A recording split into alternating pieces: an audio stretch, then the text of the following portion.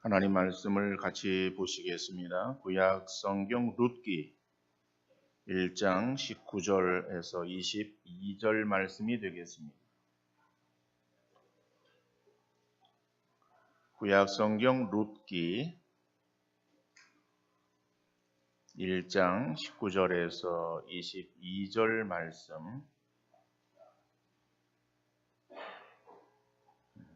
제가 읽어드리겠습니다. 이에 그 두 사람이 베들레헴까지 갔더라. 베들레헴에 이를 때에 온 성읍이 그들로 말미암아 떠들며 이르기를 이가 나오미냐 하는지라. 나오미가 그들에게 이르되 나를 나오미라 부르지 말고 나를 마라라 부르라. 이는 전능자가 나를 심히 괴롭게 하셨음이니라. 내가 풍족하게 나갔더니 여호와께서 내게 비어 돌아오게 하셨느니라. 여호와께서 나를 징벌하셨고 전능자가 나를 괴롭게 하셨거늘 너희가 어찌 나를 나오미라 부르느냐 하니라. 나오미가 모압 지방에서 그의 며느리 모압 여인 룻과 함께 돌아왔는데 그들이 보리 추수와 시작할 때에 베들레헴에 이르렀더라. 아멘. 요즘은 명절 연휴를 맞이해서 가족끼리나 아니면은 지인들이 함께 여행하는 일이 많아지고 있는 것 같아요. 그래서 인천공항도 지금 북새통을 이루어서 인천공항을 이용하시는 분들은 대중교통을 이용했으면 좋겠다라고 그렇게 뉴스에 나오고 있어요. 그렇지만 아직까지 그래도 이러한 명절 연휴가 되어지면은 고향을 찾는 그러한 일들이 있습니다. 올해도 역시 고향을 찾는 그러한 사람들이 굉장한 발걸음을 디디는 것 같아요. 그래서 이 연휴 동안에 움직이는 그러한 연 인원이 얼마나 되어질 것인가 예상하는 인원이 4,895만 명이다. 이렇게 예상을 하고 있습니다. 물론 그 예상치이기 때문에 정확하다라고 말할 수는 없지만은 그러나 근거 없는 숫자도 아니겠죠. 어떻든 간에 그렇다면은 전 국민이 다 움직이는 거예요. 근데 물론 그것은 한 번 이동하는 것을 말하는 것은 아니고 한 사람이 또 여기저기를 이렇게 움직이는 그러한 경우도 다 포함되어지기 때문에 물론 사람의 수는 4,895만 명은 아니고 그렇게 전체를 이렇게 통틀었을 때에 그러한 수가 나온다. 이러한 보도가 있습니다. 많은 사람들이 고향을 그리워하면서 찾는 이유가 무엇일까? 그것은 물론 고향에 대한 향수 내지는 고향에 부모님이 계시기 때문에 그럴 수 있겠지만은 그러나 가장 중요한 것은 우리 사람들의 마음 가운데에 고향을 그리워하는 마음을 가지고 있기 때문에 그렇다라고 하는 거예요. 동물들에게도 귀소 본능, 회귀 본능이라고 하는 것이 있습니다. 이 말의 사전적인 의미는 동물이 자신의 서식 장소나 산란이나 육아 등을 하던 곳에서 멀리 떨어져 있을 경우 다시 그곳으로 되돌아오는 성질을 말하고 있습니다. 그래서 이 회귀 본능의 대표적인 물고기를 우리는 연어라고 그렇게 알고 있습니다. 이 연어는 민물에서 알을 낳고 그리고 부화를 시킵니다. 그러면 그 새끼가 좀 크면서 바다로 나가는 거예요. 그래서 남태평양까지 갔다가 그리고 3, 4년이 지난 뒤에 다시 자기 태어난 그 민물로 돌아오는 거예요. 근데 돌아오는 그 길이 쉽지 않습니다. 우리가 어떤 TV를 통해서 그런 것들을 보신 경우가 있을 거예요. 뭐 보면은 얕은 물도 있습니다. 그 얕은 물 그런데도 거슬러 올라오는 거예요. 그리고 어떤 경우에 있어서는 이렇게 작은 폭포 같은 낭떠러지 같은 그러한 그 곳에 처하기도 해요. 그러면 그곳을 어때요? 계속해서 올라가는 거예요. 올라갔다가 떨어져 내려오기도 하고 그러면서도 포기하지 않고 계속해서 올라가는. 그리고 그 자기 태어난 곳에 그러한 도달되어지면은 거의 초죽음이 되어져요. 알을 낳고 그리고 거기서 생을 마감하게 되어지는 것을 보게 되어집니다. 이러한 어떤 회귀 본능, 우리 사람들에게도 역시 가지고 있는 것이죠. 고향의 그 발걸음이 결코 그렇게 쉽지 않지 않습니까? 평상시 가는 그러한 거리에 배 이상의 시간이 걸리는 거예요. 그리고 그게 굉장히 복잡해요. 그리고 시골에 가서도 생활할 때에 도시에서의 삶의 환경하고 비교하면은 열악한 그러한 환경이지만은 그러나 그러한 그 고향을 찾고자 하는 마음 가운데 사람들이 고향을 찾아가는 거죠. 우리나라에서 태어난 뒤에 외국에 입양되어진 사람들이 있어요. 그 사람들도 자기를 버린 부모나 고국이 한없이 미울 텐데도 나이가 들면 성인이 되어가지고 자기 부모나 고국을 찾아오는 것을 볼 수가 있습니다. 자기 존재의 뿌리를 확인하고 싶은 본능적 욕구라고 말할 수 있을 거예요. 그런데 우리에게 이러한 육신의 고향을 찾는 회귀 본능이 있는 것처럼 영적인 고향을 그리워하는 영적인 회귀 본능이 있습니다.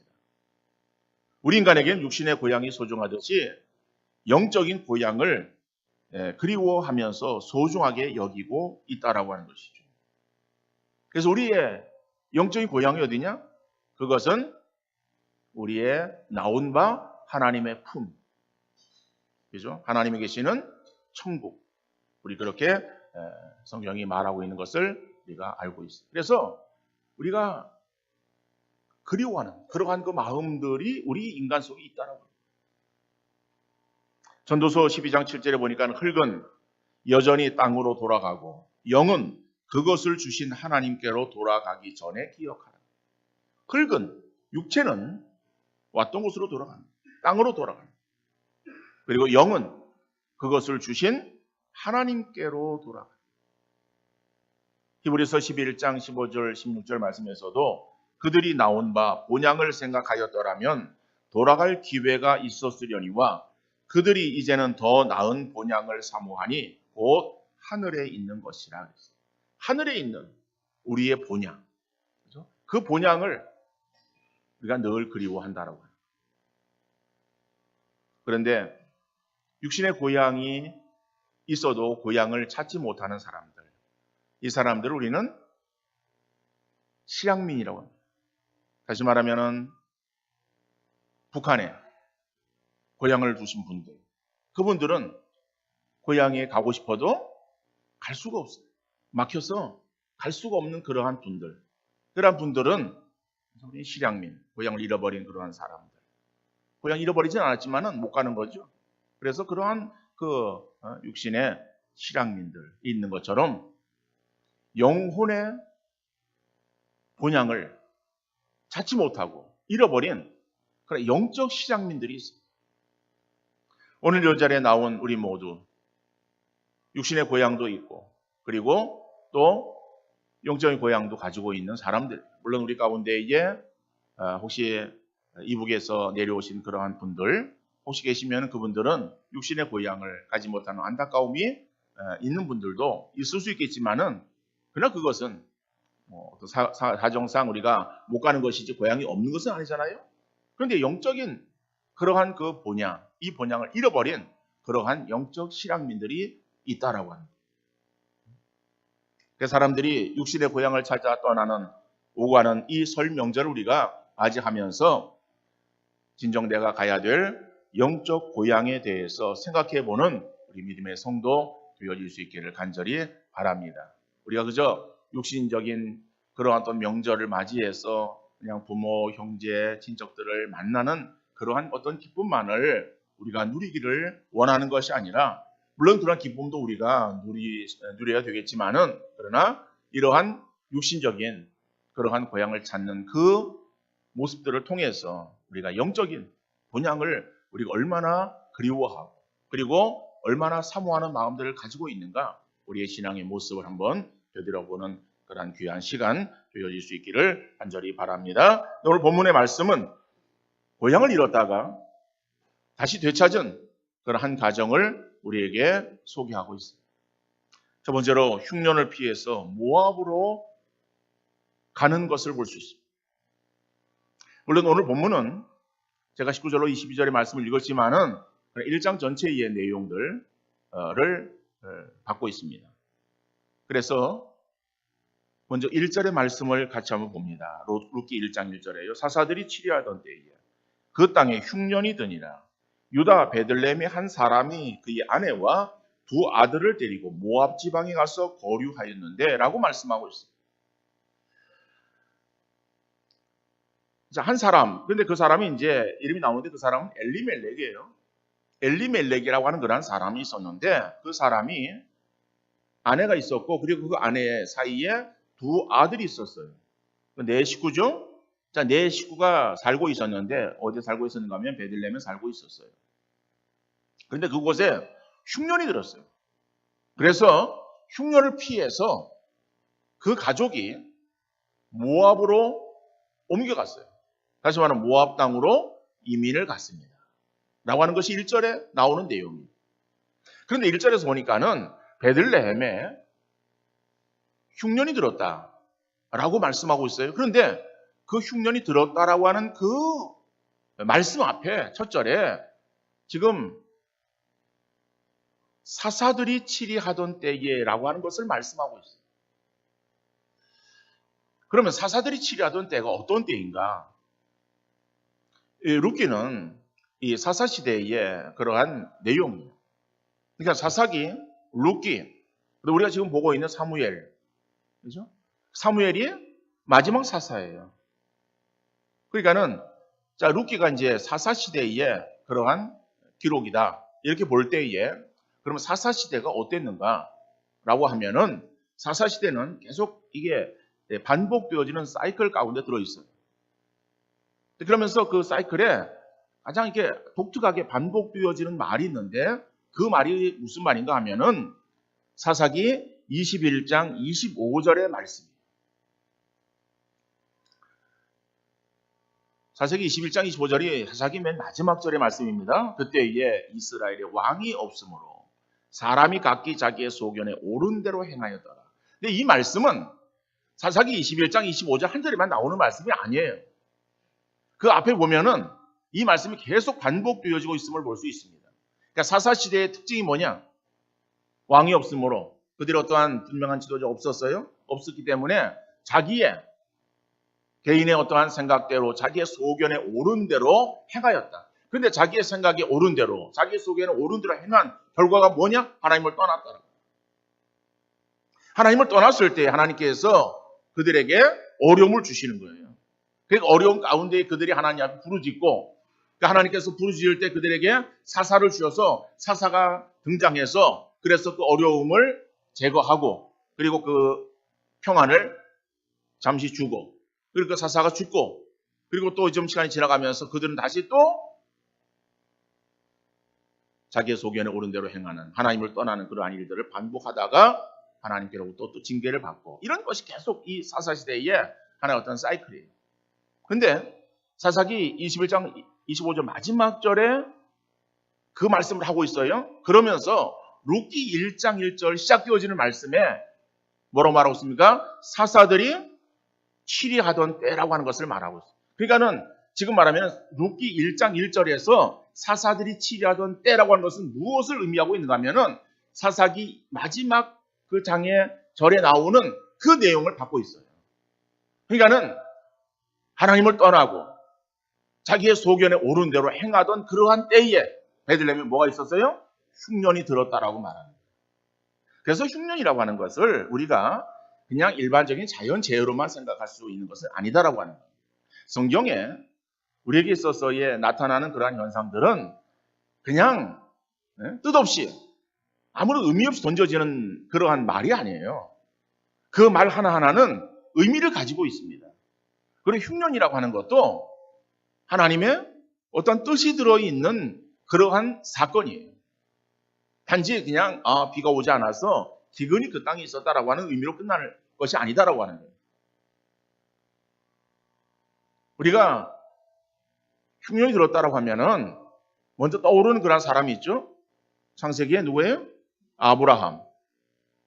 아브라함이 그죠? 가나안 땅에 들어가지 아니하고 남방으로 내려와서 거하던 가운데에 뭐가 들었어요? 큰 흉년이 들었어요. 기근으로 인해서 어디로 내려갑니까? 애굽으로 내려가죠. 애굽에 내려가가지고 뭐 했어요? 어려움을 당하잖아요. 그런데 이삭 때에도 흉년이 들었어요. 그런데 이삭 때에는 하나님께서 말씀하시는 거예요. 너 애굽으로 내려가지 말라. 너 여기 머물라. 라고 말씀하셨어요.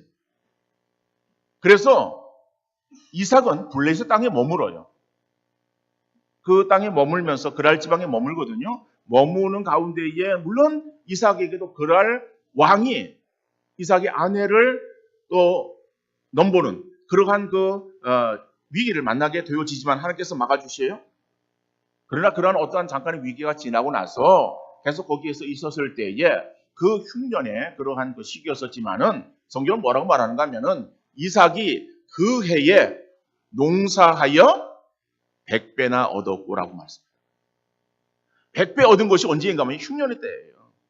흉년의 때에 이삭이 하나님을 떠나지 아니하고 하나님 말씀 가운데 그 땅에 머물렀을 때에 하나님께서 이삭의 복을 허락하시사 100배의 결실을 얻게. 그러니까 100배라고 하는 것은 성경에서 그냥 어떤 숫자로 1배, 2배 해가지고 100배 이런 어떤 의미보다도 이거는 풍성함을 말하는 거예요. 자, 그러니까는 흉년이라고 하는 이것이 단순한 자연재해를 의미하기보다는 이것은 뭔가 뜻이 있는 하나님의 징계다라고 하는 거예요. 그런데 징계라고 하는 것이 세상 사람들에게 주어지는 징계와 하나님의 자녀들에게 주어지는 징계는 전혀 다른 뜻을 가지고 있습니다.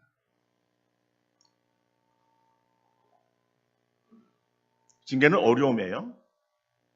그런데 세상 사람들에게 주어지는 그 징계 어려움은요, 하나님의 형벌이에요. 그러나 우리 하나님 백성들, 그리스도인들에게 주어지는 징계 어려움은 뭐예요? 훈련, 연단의 한 방편이다라고. 그러니까 훈련이라고 하는 것은 뭐예요? 더 이렇게 좋은 선수가 되어지기를 위해서 연단하는 거 아니에요? 뭐 연단이란 것도 같은 말이죠. 그죠? 좋은 쇠, 좋은 칼을 만들기 위해서 쇠를 풀무에 집어넣었다가 두드려서 그래서 좋은 칼을 만드는 뭐 그런 거 연단한다 이렇게 말하잖아요. 그런 것 징계예요. 그러니까는 이런 어려움이 우리에게 주어졌을 때에 그러면은 우리 그리스도인들은 어떻게 되느냐? 그것을 피하는 것이 아니라 오히려 하나님의 뜻을 물으며 하나님의 인도하심 가운데 거하기를 힘써 되겠죠. 그런데 지금 엘리멜렉은 어떻게 했어요? 흉년을 피해서 어디로 갔습니까? 모압으로 갔어요. 모압으로. 그 모압 땅은 어떤 곳인가? 신명기 23장 3절 이하에서 나오는 그 말씀 보면은 하나님께서 경고하신 땅이에요. 롯의 후손이 사는 세속을 상징하고 있는 그러한 땅이. 그리고 이스라엘 백성들이 가나안에 이제 들어올 때에 그 행진을 방해했던 그러한 족속들로서 좋지 않은 적대 관계에 있었어요. 그렇기 때문에 모압은 이스라엘 총회에도 들어오지 못하도록 엄격하게 율법으로 금지되어져 있었습니다. 더 나아가 모압 땅에서 이방 며느리를 본다는 것, 이것은 하나님의 계명을 어기는 행위예요. 그러니까 이것은 뭐 이방 여인과의 결혼, 금혼을 한 것은 신앙 때문에 그렇죠.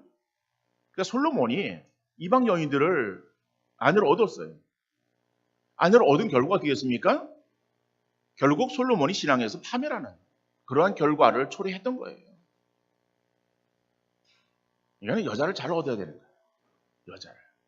그래서 성경에서는 신앙의 사람을 얻어라 라고 그렇게 말씀하고 있는 거예요. 믿음 없는 사람을 얻으니까는 오히려 그 믿음 없는 그러한 것으로 믿음을 잃어버리는 거예요.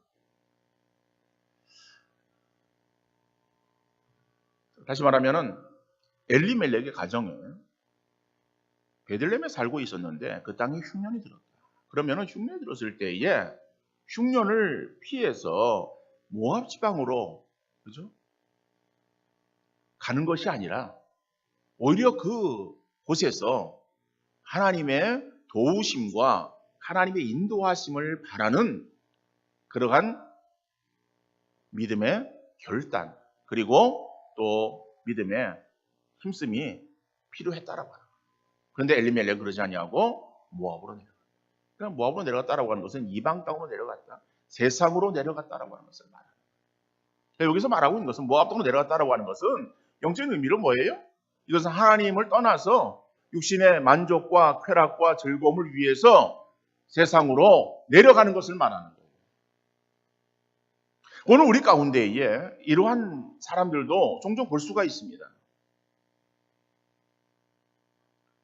잘 먹고 잘 살기 위해서, 편하기 위해서 하나님을 버리고 신앙을 버리고 교회를 떠나는 그러한 안타까운 사람들을 볼 수가 있습니다.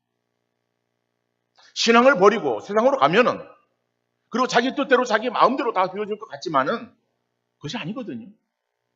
우리 믿음의 성도들, 우리 주변에 연약한 그러한 사람들을 바라볼 때에 우리가 사랑의 마음을 가지고 그들을 권면하는 그러한 귀한 성도 되어질 수 있기를 바랍니다.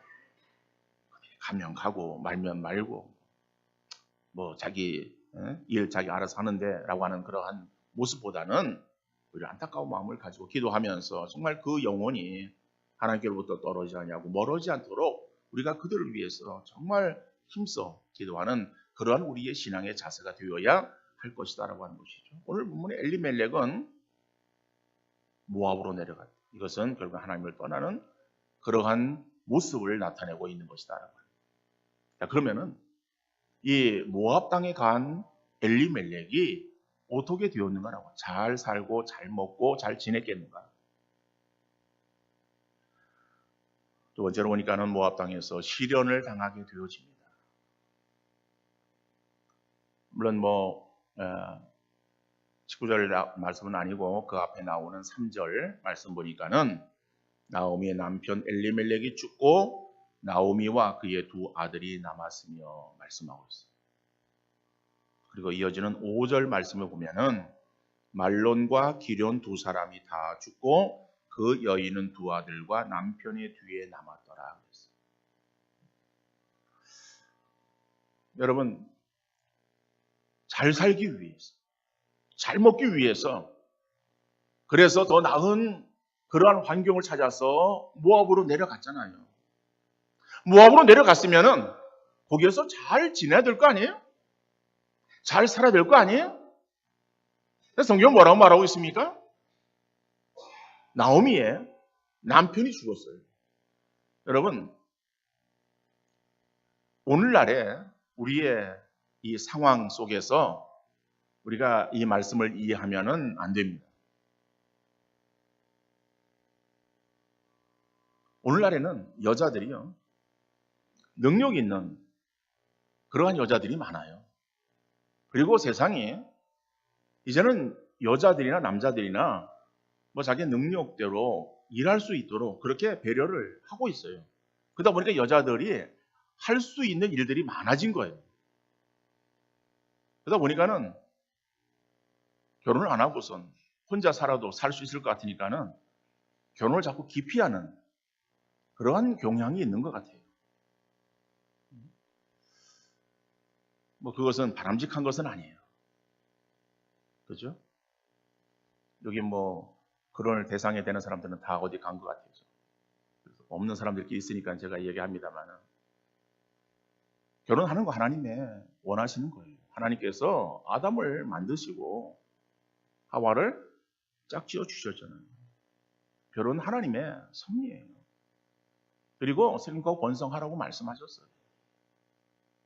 근데 우리는 자녀에 대해서는 저도 할 말은 없습니다만은 둘이 남자 여자만 둘이 결혼해서 아이를 그러면 2명은 낳아야 되잖아요. 그래야 본전치기 아니에요.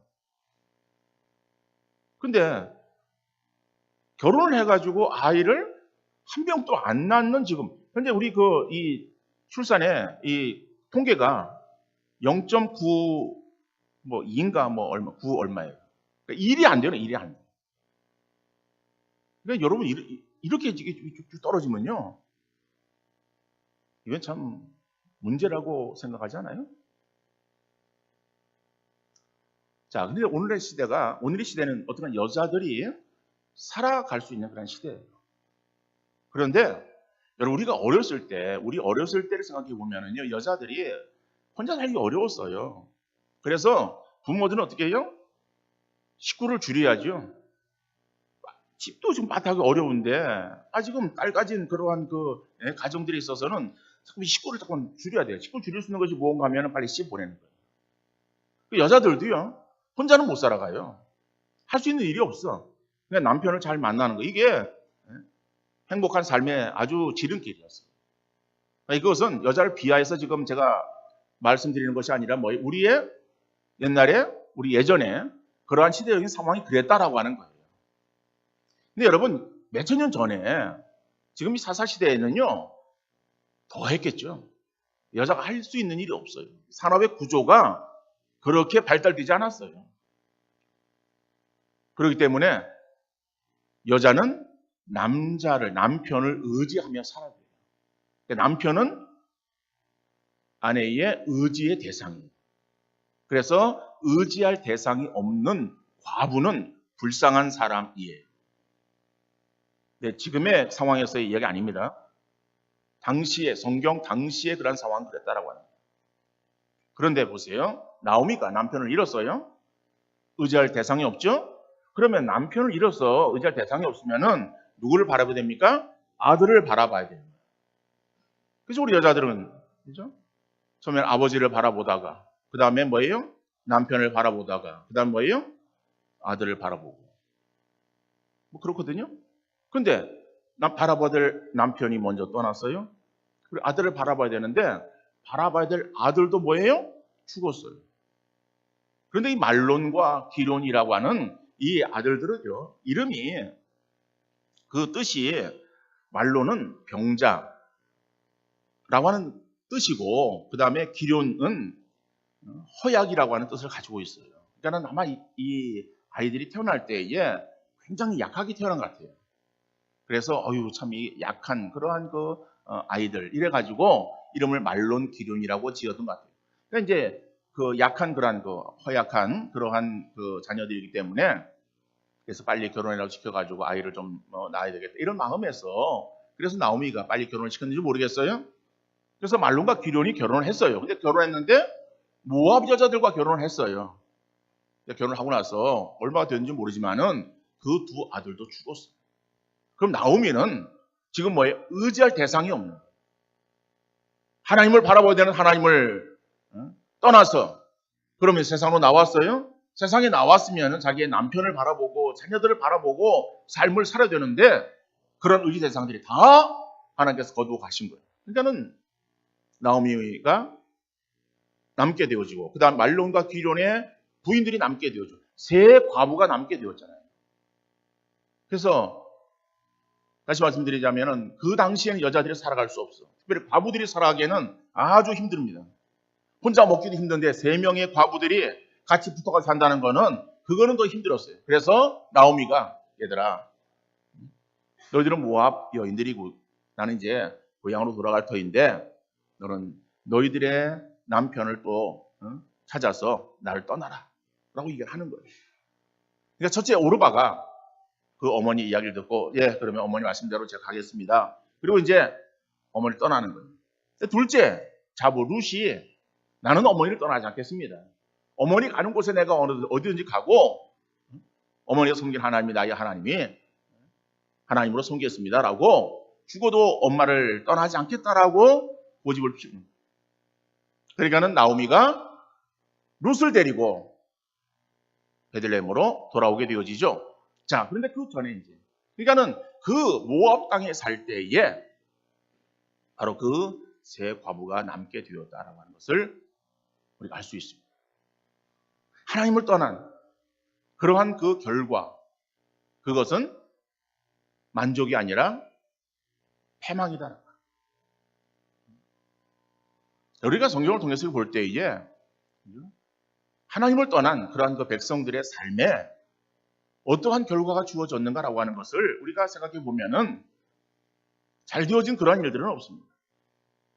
다 어려움이 찾아오고 파산의 지경에 이르게 되어지는 것을 볼 수가 있어요.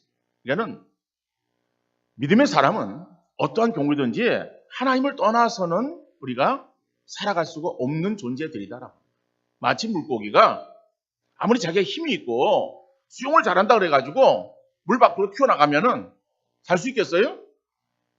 물 밖으로 나가면 더 넓은 세상이 있을 것 같지만은 물고기는 물 안에 살아야 되지 물 밖으로 튀어나가면 죽는 거예요.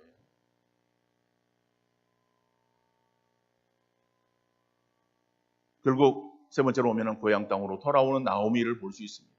이게 오늘 본문의 말씀입니다. 19절에 이에 그 두 사람이 베들레헴까지 갔더라.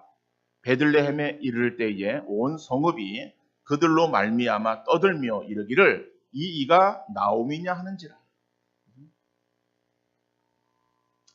여러분 나오미도 자신이 가지고 있는 모든 것 다 잃었어요. 재산 다 잃었고, 그죠? 남편과 아들 잃었고, 뭐 남은 것이 자기 몸보래 하나. 그리고 자기를 따라오는 그 자부 함께 고향으로 돌아오게 되어진 것이죠.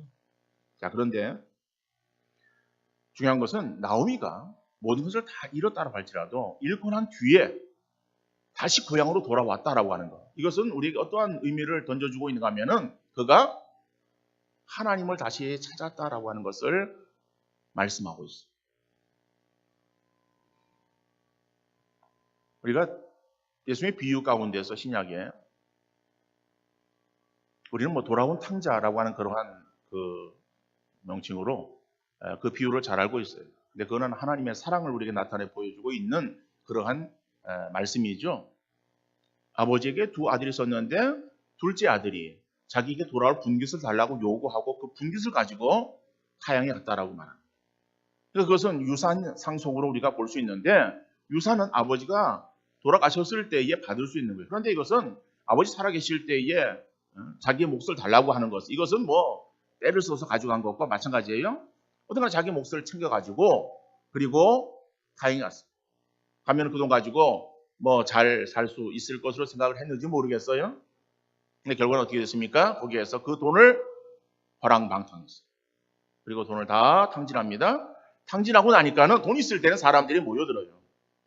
돈 있을 때는 자기에게 잘해주던 그런 사람들이 돈이 없고 나니까는 다 외면하는 거, 떠나는 거예요. 혼자 남게 되었어요. 고독하죠. 먹을 것도 없어요. 그래서 그는 돼지 씨는 그러한 곳에 가서 쥐염 열매를 먹었다. 돼지 씨는다라고 하는 그것은요, 이스라엘에 있어서 가장 이거는 뭐 바닥으로 떨어진 그러한 상태를 말하는 거예요. 돼지는 뭐예요? 이스라엘 백성들에게 있어서 이거는 불결한 짐승입니다. 그러니까는 돼지는 그들이 키우지도 않는 동물이에요. 그런데 그 돼지 키우는 그곳에 가서 쥐염 열매를 먹었다라고 하는. 이것은 가장 그 사람의 아주 나락으로 떨어진 그러한 상태의 삶을 나타내 보여주고 있어요. 그런데 거기에서 뭐합니까? 이 아들이 아버지를 찾는 거예요. 그리고 아버지 집에는 품꾼이 많이 있는데 내가 지금 여기서 줄여 죽는구나. 내가 아버지 집에 아들이 아니라 종으로 나를 삼아달라고 내가 아버지께로 돌아가야 되겠다라고 결심하고서 그리고 아버지도 돌이키지 않습니까? 그런데 아버지는 돌아오는 아들을 기다리고 있잖아요. 상거가 먼데 거리가 먼데 불구하고 그 아들을 기다리고 있다가 아들의 모습임을 알고 반갑게 맞이하는 그 아버지, 하나님의 사랑을 우리에게 말씀하고 있습니다만은 그러나 아버지의 품을 하나님 품을 떠났다가 그리고 육신의 만족을 추구하며 살기를 원했지만은 거기에서 다 망하고 어려움 가운데 고통받다가 다시금 하나님을 찾아 돌아오는 그 아들의 모습, 오늘 본문에 나오는 이 나오미의 모습으로 우리가 볼 수 있어요. 하나님은 우리가 돌이키기를 원하십니다.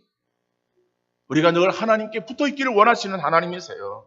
그래서 나오미가 정말 고향으로 돌아가기로 결심한 것, 이것은 단지 베들레헴으로만 돌아오는 것이 아니라 하나님께로 돌아오기를 그가 결단했다라고 하는 사실을 말씀하고 있습니다. 이러한 결단, 이것은 정말 하나님께 돌아오는 회개를 말하는 것이고 베들레헴으로의 귀하는 영적 고향인 하나님께로 돌아오는 것이다.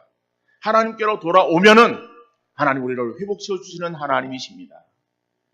이사야 55장 7절에 보니까는 악인은 그 길을 불의한 자는 그의 생각을 버리고 여호와께로 돌아오라. 그리하면 그가 긍휼히 여기시리라. 우리 하나님께로 돌아오라. 그가 너그럽게 용서하시리라.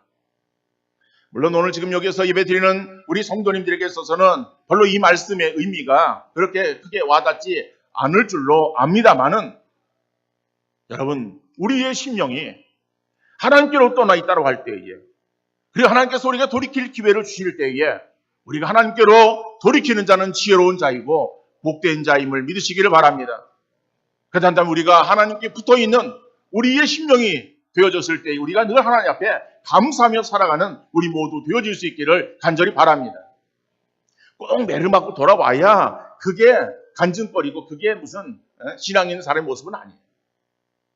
오히려 하나님을 떠나지 아니하고 늘 하나님과 함께하는 그러한 삶을 살아가는 그러한 성도가 더 복된 심령이고 지혜로운 성도예요. 그러니까 여러분들 지혜로운 성도임을 확신하시기를 바랍니다.